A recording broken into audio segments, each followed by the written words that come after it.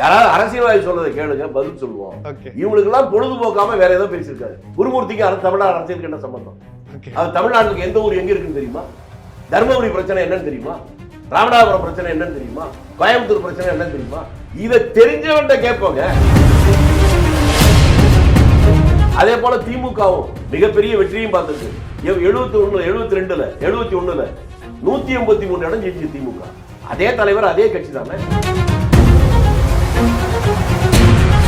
இன்றைக்கு இருக்கிற தமிழ்நாட்டில் இருக்கிற இளைஞர்கள், அது பையன்கள் பெண்கள் எல்லாம், அதுல பெருவாரியானவர்கள் விஜய்க்கு பின்னாலே ஆதரவாளராக இருக்கிறார்கள். அவர் எப்படி தனக்கு சாதகமாக பயன்படுத்திக் கொள்ள போகிறார் என்பதை வைத்துத்தான் முடிவு அமையும். ஒருவேளை அவர் சரியாக பயன்படுத்தலான இழப்பு அவருக்கு மட்டுமல்ல, தமிழ்நாட்டுக்கே ஒரு பெரிய கேடாக தான் வரலாம். இனி வீட்லயே பானிபூரி செய்யலாம் எல்லாரும். Aachi panipuri kit. Summer holidays வந்தாச்சு, நம்ம ஜிடி ஹாலிடேஸும் வந்தாச்சு. GT holidays, south India's #1 travel brand. எனக்கு நான் பங்கு போகணுமா, மெயின்டெனன்ஸா, இஎம்ஐயா இல்லை பார்க்கிங் தான் பிரச்சனையா?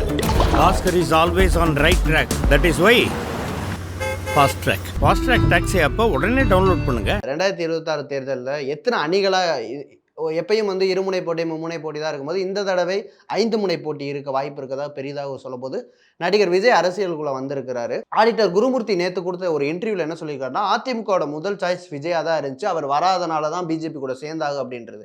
அதிமுக பிளஸ் விஜய் சேர்ந்திருந்தா எப்படி ஒரு மாற்றம் இருந்திருக்கும்? சாக்ரட்டிஸ் புதுசா பிறந்து தமிழ்நாட்டில் வந்தாலே குருமூர்த்தி இப்பதாங்க தெரியுது. ஏங்க அரசியல்லையே தன்னை அர்ப்பணிச்சுக்கிட்ட பேர சொல்றதெல்லாம் விட்டுவிட்டு பொழுதுபோக்கு அரசியல் பேசுற பத்தி அவர் சொன்னாரு கேட்டுட்டு இருக்கீங்க. யாராவது அரசியல்வாதி சொல்றதை கேளுங்க, பதில் சொல்லுவோம். இவங்களுக்கு எல்லாம் பொழுதுபோக்காம வேற ஏதோ பேசியிருக்காரு. குருமூர்த்திக்கு தமிழ்நாடு அரசியலுக்கு என்ன சம்பந்தம்? அது தமிழ்நாட்டுக்கு எந்த ஊர் எங்க இருக்குன்னு தெரியுமா? தர்மபுரி பிரச்சனை என்னன்னு தெரியுமா? ராமநாதபுரம் பிரச்சனை என்னன்னு தெரியுமா? கோயம்புத்தூர் பிரச்சனை என்னன்னு தெரியுமா? இதை தெரிஞ்சவன்ட்ட கேட்போங்க. தமிழ்நாட்டில் இருக்க ஊடகங்கள் தான் மக்களை தவறான திசையில் கொண்டு போகுது. யாரை பற்றி மக்கள்கிட்ட கொண்டு போகணுமோ அதை விட்டீங்க. புரியுது. குருமூர்த்தி அவர் முதல்ல எந்த கட்சிங்க? அவர் துக்ளக் இதழின் ஆசிரியர். துக்ளக் பத்திரிகையை மோசடி செஞ்ச குற்றம் சாட்டுறேன். ஷோ எனக்கு மிக நெருங்கிய நண்பர், அவரால் உருவாக்கப்பட்டது. அவர்கிட்ட கணக்கு உள்ள மாதிரி வந்தவர் தானே ஆடிட்டர். அதானே அதை சுவாகா பண்ணிட்டு அந்த உத்தமபுத்திரன் அவர் சொல்றாரு, நான் கேட்டுக்கணுமா? அதனால தயவு செய்து உங்களை போன்ற மீடியாக்காரர்கள், அதாவது வீரனை போற்றுங்கள் மீண்டும் ஒரு வீரன் தோன்றுவான், அறிஞனை போற்றுங்கள் மீண்டும் ஒரு அறிஞன் தோன்றுவான். அரசியல்ல எவ்வளவோ நல்ல ஆட்கள் வெளி உலகத்துக்கு தெரியாம இருக்காங்கல்ல, அவர்களை போன்றவர்களை இந்த விவாதத்துல கொண்டு வாங்க. அதுவே மக்களுக்கு செய்கிற செயல். ஓகே சார், நான் இப்போ அவர் சொல்லல, நான் ஒரு பத்திரிகையாளனா கேட்கிறேன். விஜய் பிளஸ் அதிமுக சேர்ந்திருந்தால் தமிழ்நாட்டில் ஒரு பெரிய ஒரு மாற்றம் ஏற்பட்டிருக்கும் அப்படின்றது. அதாவது இஃப் அண்ட் பட் எல்லாம் பேசக்கூடாதுங்க. அதாவது முன்னாலே நான் சொன்னேன், நீங்க சொல்ற அதிமுகவே பெரிய வெற்றிகளையும் ஈட்டிருக்கு, தோல்விகளையும் ஈட்டிருக்கு. தமிழ்நாட்டில் மிகப்பெரிய வெற்றி பார்லிமெண்ட்ல 40 ஜெயிச்சது உண்டு, 33 ஜெயிச்சது உண்டு, முழுசு தோத்ததும் உண்டு. அதே போல திமுகவும் மிகப்பெரிய வெற்றியும் பார்த்திருக்கு. 71 71 183 இடம் ஜெயிச்சு திமுக. அதே தலைவர், அதே கட்சி தானே. 91 என்னாச்சு? புரியுது. இதெல்லாம் மாதிரி ஒரே கட்சி ஒரே தலைவராக இருந்தாலும் எப்போதும் தான் பலம் அப்படின்லாம் கிடையாது. புரியுது. எப்ப வேண்டுமானாலும் யாரும் மேல வரலாம், கீழே வரலாம். அதனால் தேர்தல் நேரத்தில் அந்த நேரத்தில் தான் மக்களுடைய மனோநிலையை வைத்து தான் கணக்கிட முடியும். இந்த கூட்டணி வந்தா ஜெயிச்சிருக்கும், இது வரலன்னா ஜெயிக்கல. அப்ப 14 கட்சி கூட்டணி வந்துச்சுக்காம இருக்கலாம். மக்கள் கூட்டணி ஒரு கட்சி வாங்கின ஓட்டு கூட 14 கட்சி சேர்த்து வாங்கல. இதெல்லாம் யோசிச்சுட்டு இருந்த கேள்வியே வராது. ஓகே சார், விஜயோட அரசியல்ல நீங்க எப்படி பாக்குறீங்க? ஏன்னா ஒரு ஃபோர்ஸா இறங்கி இருக்காரு. பல ரீசெண்டா அவரோட 2வது ஆண்டு தொடக்க விழா நடத்தினாரு, அதுக்கப்புறம் பொதுக்குழு கூட்டம் நடத்தினாரு.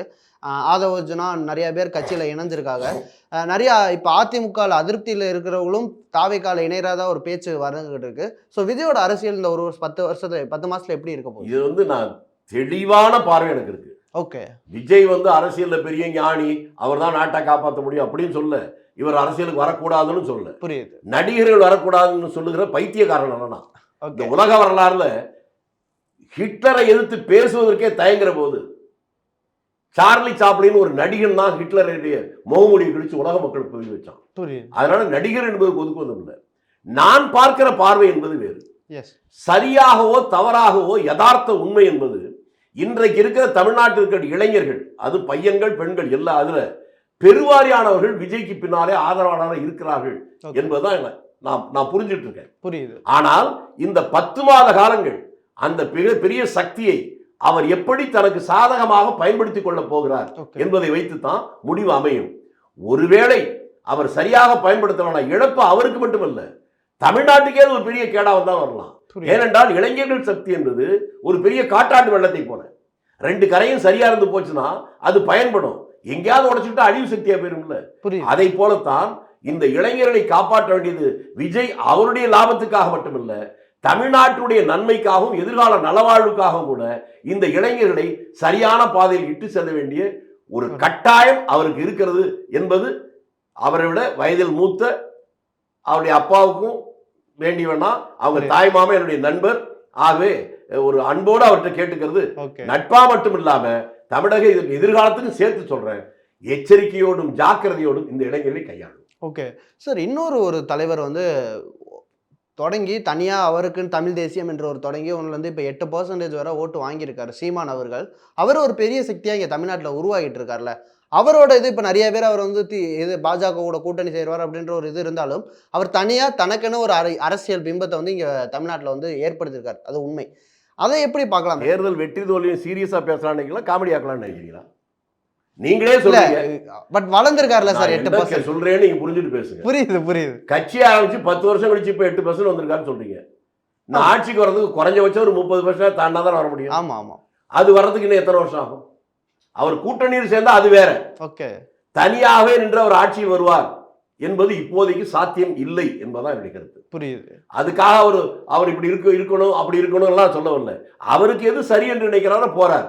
ஆனால் அவருடைய இந்த அணுகுமுறை நன்மை நடக்கலாம், நன்மை இல்லாமோட நடக்கலாம். ஆனால் அரசியலில் வெற்றி பெற்று ஆட்சியை பிடிப்பதற்கான வாய்ப்புகள் மிக மிக மிக மிக குறை. ஸோ அப்போ 2026 தேர்தல் வந்து எப்படி இருக்க போகுது சார்? உங்களோட இன்னும் 10 மாதங்கள் இருக்கு. இப்போ அதிமுக பாஜக கூட்டணி என்று ஒரு இது இருக்கு. இங்கே திமுக கூட்டணி ஆல்ரெடி வலுவாக தான் இருக்கிறது. இங்கிட்ட இப்போது விஜய் அண்ட் நாம் தமிழர் இருக்கும்போது களம் எப்படி இருக்க போகுது சார் இந்த 10 மாதம்?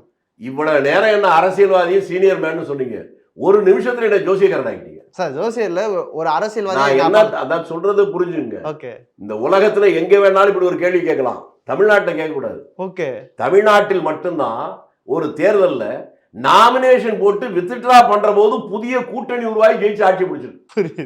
அப்படி இருக்கிற போது இன்னும் 10 மாசம் தேர்தல் கேட்டல அப்படித்தான் வரும், இப்படித்தான் வரும், இப்படி வந்தா ஜெயிக்கும், அப்படி வந்தா ஜெயிக்கும்னா டைம் பாசிங் பேசலாம், இல்லைன்னா பணிக்கிற மாதிரி ஜோசின்னு சொல்லலாம். நான் ஜோதிடமும் இல்லை, பொழுதுபோக்காக பேசுறதும் இல்லை. இந்த வெற்றி தோல்வி நிர்ணயம் என்பது தேர்தல் நெருங்குற போதான் ஓரளவுக்கு கணிக்க முடியும். உண்மையிலேயே நிறைய இதுக்கு வந்து ஜாலியாகவும் பதில்கள் சொன்னீங்க, அதை யோசிக்கிற வைக்கிற மாதிரியும் பதில்களை கூறினீங்க. ரொம்ப நன்றி. அடுத்தடுத்த இன்டர்வியூல தொடர்ந்து சந்திப்போம். யோசிக்கிற மாதிரி கடுமையா சொல்றத விட ஜாலியா சொல்றதுதான் நல்லது நான் முடிவு பண்ணேன்.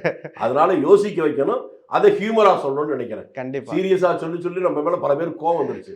அதனால அப்படி ஒரு மாற்றத்தை உருவாக்குற வகையில நீங்க ஒரு நிகழ்ச்சி அழைச்சு பேச வச்சிருக்கீங்க. நன்றி. நேரத்திற்கு ரொம்ப நன்றி. இனி வீட்லயே பானிபூரி செய்யலாம் எல்லாரும். Aachi panipuri kit. Summer holidays வந்தாச்சு, நம்ம ஜிடி ஹாலிடேஸும் வந்தாச்சு. GT holidays, south India's #1 travel brand. எனக்கு நான் பங்கு போகணுமா, மெயின்டெனன்ஸா, இஎம்ஐயா இல்லை பார்க்கிங் தான் பிரச்சனையா? Bhaskar is always on right track. That is why fast track taxi அப்போ உடனே டவுன்லோட் பண்ணுங்க.